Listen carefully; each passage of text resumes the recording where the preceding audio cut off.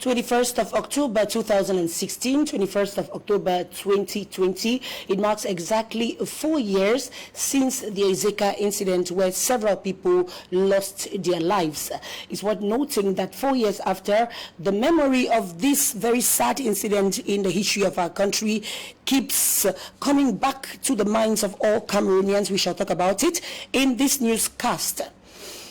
Equally in prelude to the screening campaign against the cancers of uterus and breast in women, as well as the prostate cancer for men, which begins this Wednesday, 21st of October, and will be lasting till the 23rd of October 2020, a sensitization conference is taking place currently at the Bafoussam Regional Hospital.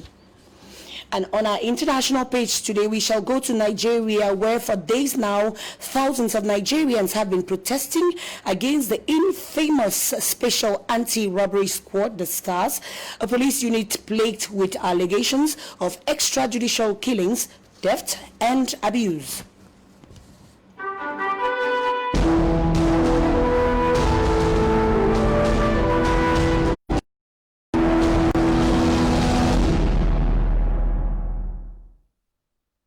Good evening, dear viewers, and thank you for joining us for this third edition of the week of the news in the English language on La Télévision du Monde.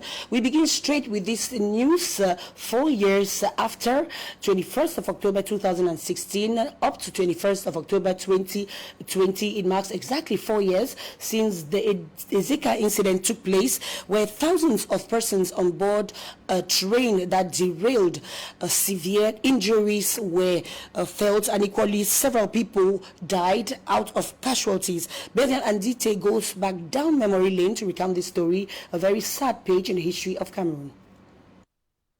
4 years later, it still remains fresh in our memories. October 21st, 2016, an unforgettable day in the history of Cameroon. This fateful Friday began in a special way. The National Road Number 1 on the Douala-Yaoundé axis got divided into two at Manyai. Impossible for road transport to push through, given the exponential number of travelers, and to meet up with demand.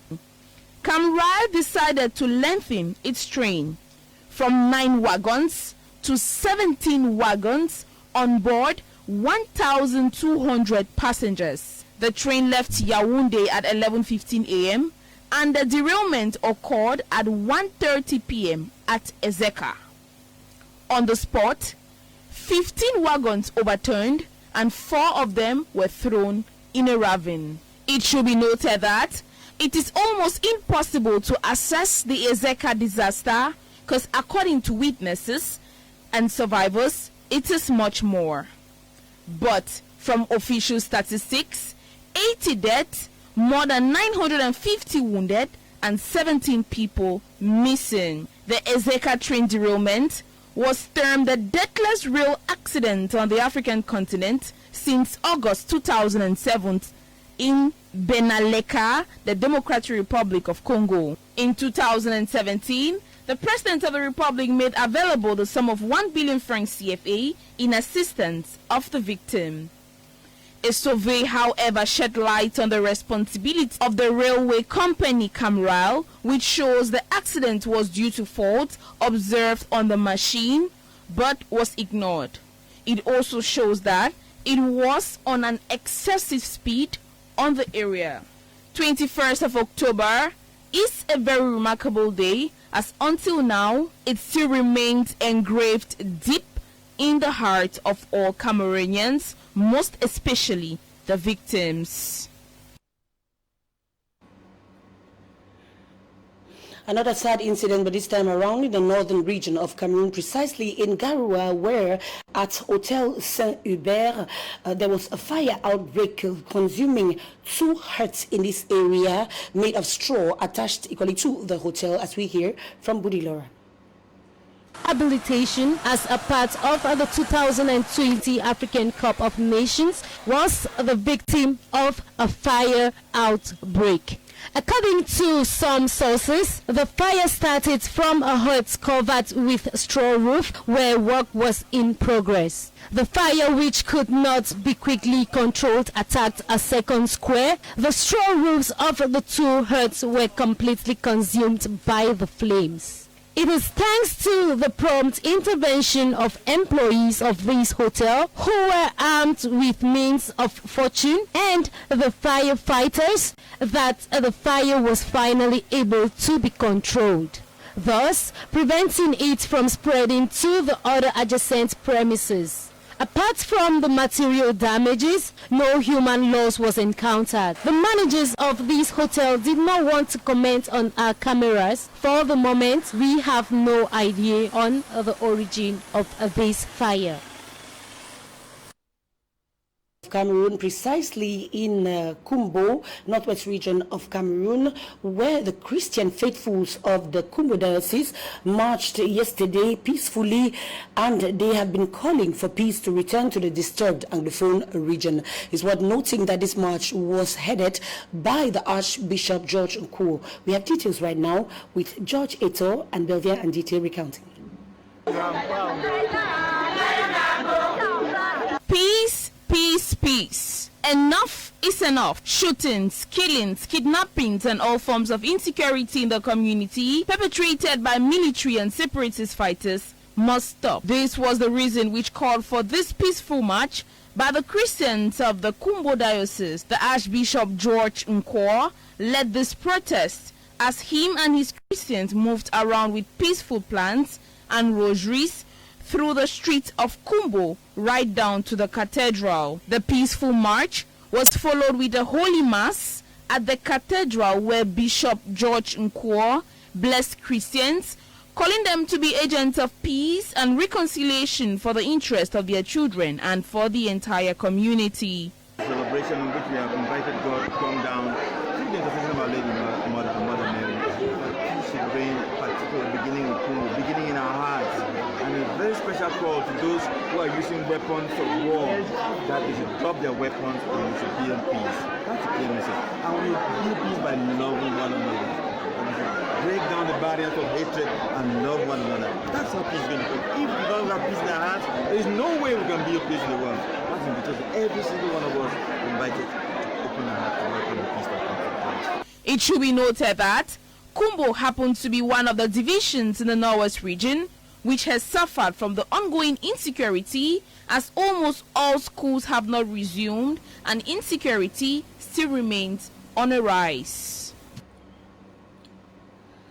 We talk about health in this newscast now to say, in prelude to the screening campaigns against breast cancer and equally cervical cancer for women as well as prostate cancer for men, a screening exercise has been organized and equally a sensitization conference taking place at the regional hospital of Bafoussam. It's worth noting that the campaign will be leading from today, the 21st of October, to the 23rd of October 2020. We have details right now, images sent to us by Kwamo from the West region. The statistics are quite alarming. The prevalence of cancer in Cameroon has gone up to 15,000 cases each year. The month of October everywhere dubbed Pink October is a sensitization month against all these forms of cancers which are silent killers of our time. This explains the raison d'etre of this conference, which held at Bafoussam Regional Hospital.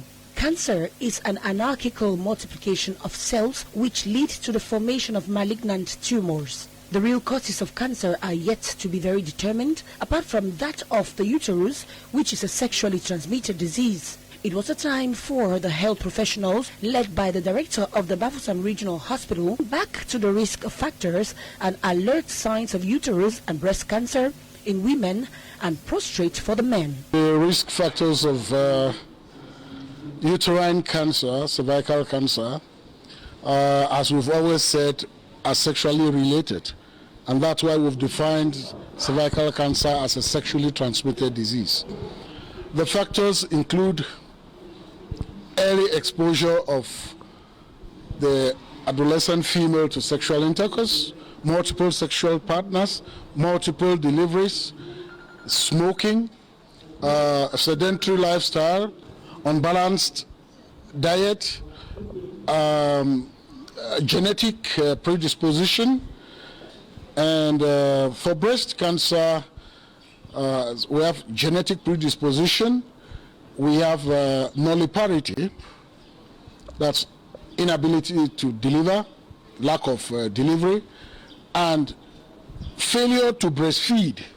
The alert signs depend on the type of cancer. For the breast cancer, the presence of an abnormal lump which does not hurt on the breast, prolonged menstrual flow, smelly vaginal secretions, signs to be reported to a physician as soon as possible.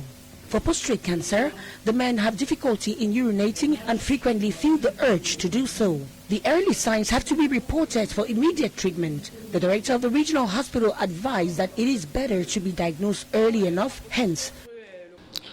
We have hormones, which is part of contraception by injectables or oral contraceptives. We have sedentary lifestyle and unbalanced diet and trauma. These are factors that are known to cause these cancers. Women should just have normal deliveries, 3 to 4 to not more than 5 children. The organization of this 3-day campaign for women and girls from the age 20 and men from age 40. We talk about something else now to say that the Minister of Decentralization and Local Development, Georges Elanga Obam, has rounded off a 1-day working visit in the northwest region of Cameroon, precisely in the city of Bamenda, in view of searching a favorable temporal site which will be able to host the Pioneer Regional Council, as we hear right now in the following report with Vilin Ama Akum. Within the framework of setting up regional structures to host the Pioneer Regional Councils, Minister Georges Elanga Obam met with the Northwest Governor, Adolphe Lele-Lafrique. The governor took him through 5 structures where visibility studies are rife in a bid to lay to rest the dust of a favorable site. Have a consultation with the administration on the high instructions of the President of the Republic to find a building that can host the regional council. The governor and I went down and visited 5 buildings, and I am sure one of the buildings will be a good one to accommodate the regional council. I also have a very fruitful discussion with the mayors. We had consideration about the human resources, about the finances, about the civil status and things like that. We gave some advices where it was necessary. We made strong recommendations and sometimes we gave instructions. And I think at the end of the meeting, all of us are satisfied with the exchange we had. I do appreciate what you, the people of the media, are doing for the civilization. And I want to give you a very big thank you. The Northwest region continues to lack administrative structures as the regional delegation of secondary education shares its premises with the regional office for the Bilingualism Commission, a similar scenario at Minipat that hosts the regional delegation for small and medium-sized enterprises. All in all, most state-run administrative structures continue to host 2 or more units.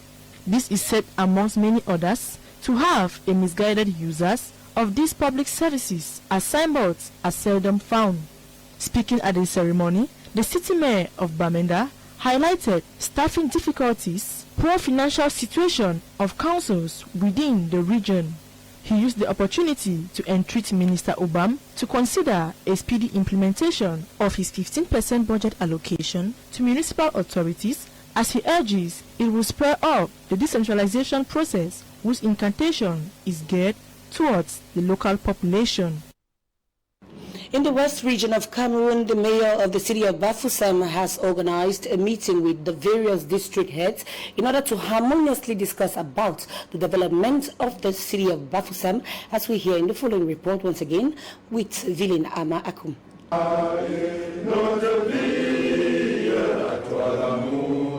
Gathered around a round table, the city mayor of Bafoussam, Roger Tafam, and the district leaders of the city of Bafoussam explored avenues of harmonious development in the participatory spirit of the city of Bafoussam. The 60 districts of chiefs were built on the vision of the very first mayor of the city of Bafoussam for its modernization. Considering that the neighborhood leaders constitute an essential link in the development of the city, the first magistrate of the city of Bafoussam invites them to reactivate or create vigilance committees and development committees in their respective neighborhoods while taking into account sociological composition. Yes, as you know it, since my election, it was not possible to hold a meeting with all the quarter head. So today I decided to call them for this meeting because they are the first people who are with the population. I have to send message to the population through the different quarter head, and that's why we are holding our first meeting today. And we are going to do the same type of meeting every 3 months. As a prelude to the hygiene and sanitation competition, Roger Tafam urges neighborhood leaders to revitalize hygiene and sanitation campaigns and invite the city population to respect Citizen Thursday. Also, neighborhood head leaders will have to identify all the areas at risk so as to follow urban community to draw up a map of these areas at risk and to undertake concrete actions to avoid a possible disaster.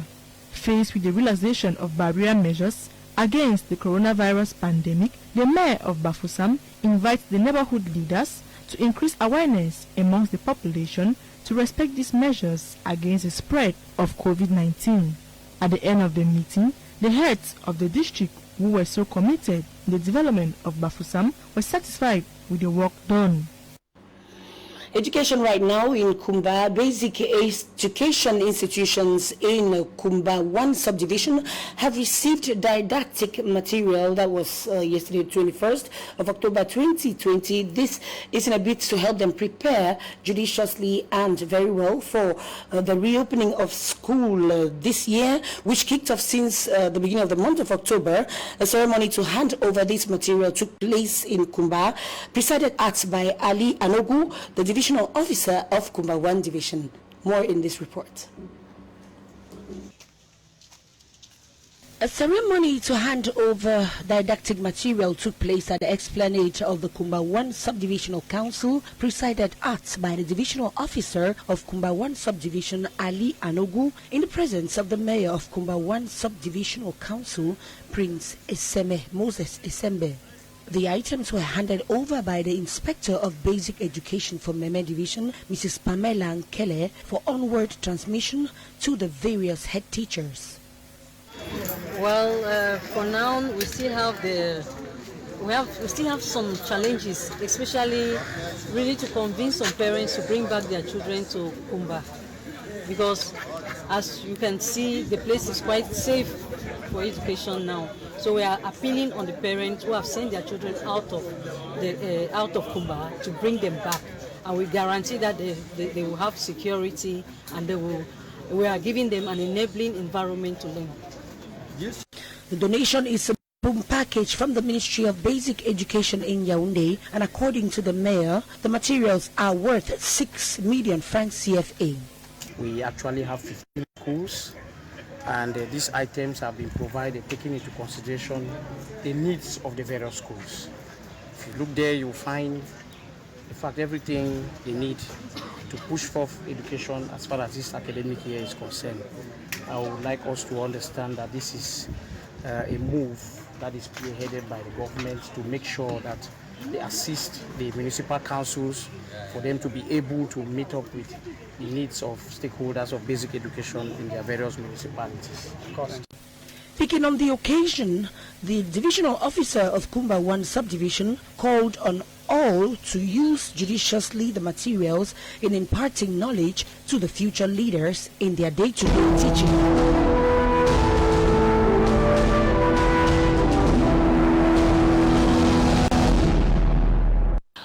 On our international page, for thousands of Nigerians for days now have been protesting seriously against infamous anti-robbery squad SARS, police units plagued with allegations of extrajudicial killings, theft and equally robbery, as we hear in the following report analysis.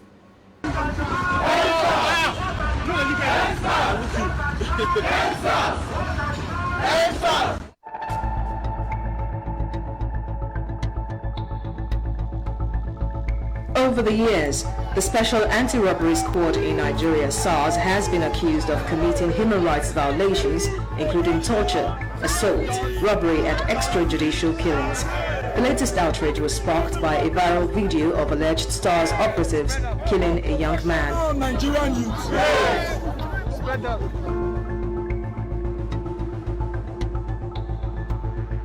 SARS is a police unit founded to address violent crimes like armed robbery and kidnapping in Nigeria.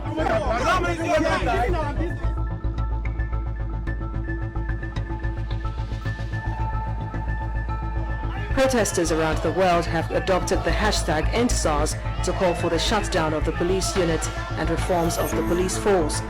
The online movement led to street protests in Nigeria and cities across the world, including London, Berlin, Toronto and New York.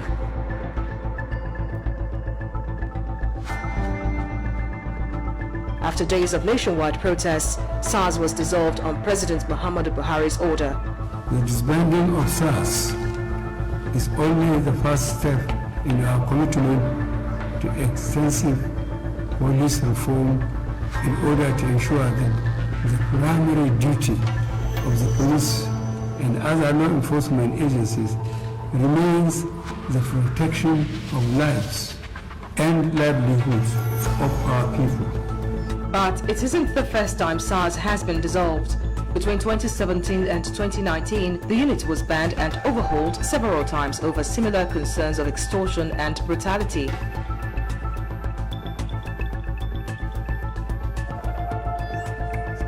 Files and Runtown were two of several Nigerian celebrities who led protests in Lagos. Many international celebrities joined the conversation online.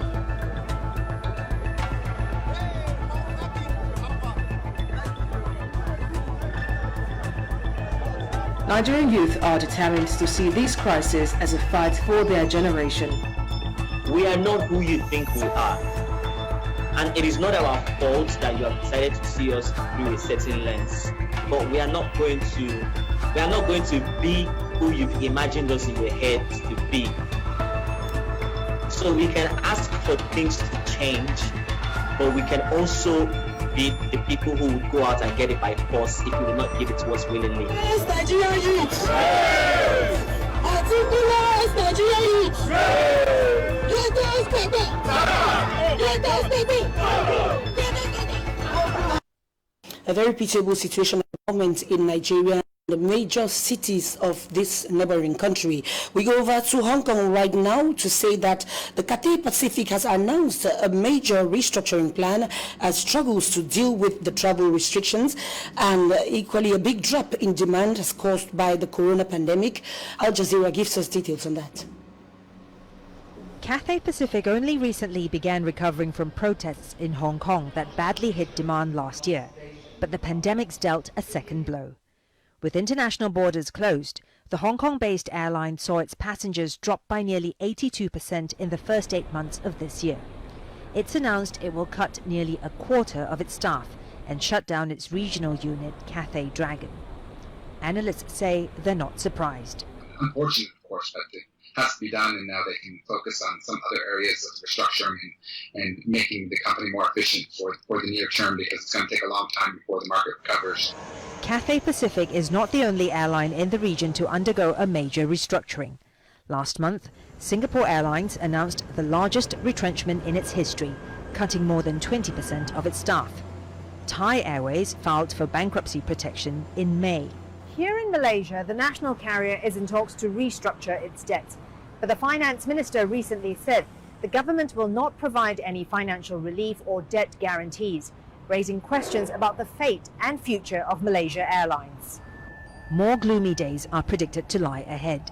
The International Air Transport Association forecasts passenger traffic will not recover until 2024.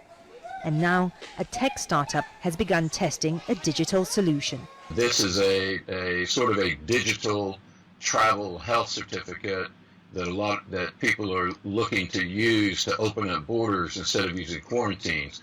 So if the industry could get behind something like that, where governments around the world would accept that, then airlines like Cathay wouldn't be in such trouble. It's called the Common Pass and aims to be the first globally recognized document that a passenger has tested negative for COVID-19 before a flight. The airline industry is hoping this will help encourage air travel, even if it's only by a small step. Florence Louis, Al Jazeera, Kuala Lumpur. Well, with that, we come to the end of the newscast tonight. We shall be together again. Take a rendezvous with Belgian and GT as from tomorrow up till Friday. And equally, just wait for the primetime news at exactly 7:45 p.m. tonight on La Télévision du Monde. But before we separate, here is a reminder of the headlines of the day. 21st of October 2016 to the 21st of October 2020.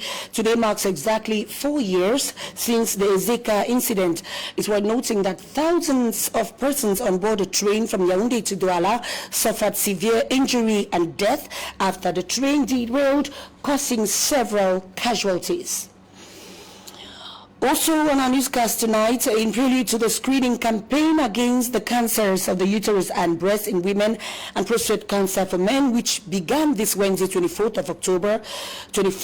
till the 23rd of October 2020, a sensitization conference has taken place at the Bafoussam Regional Hospital. And finally, today we talked about the days and days of thousands of Nigerians taking to the streets to protest against the infamous Special Anti-Robbery Squad, SARS, a police unit plagued with allegations of extrajudicial killings, theft, and equally abuse. Thank you for your kind attention. We shall be together again tomorrow. Don't go away. Our programs continue on your TV.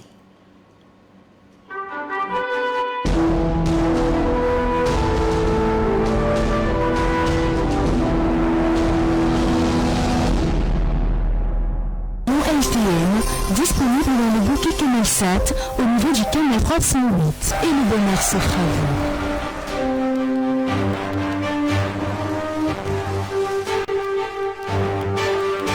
LTM, la télévision du monde inspirée par vous.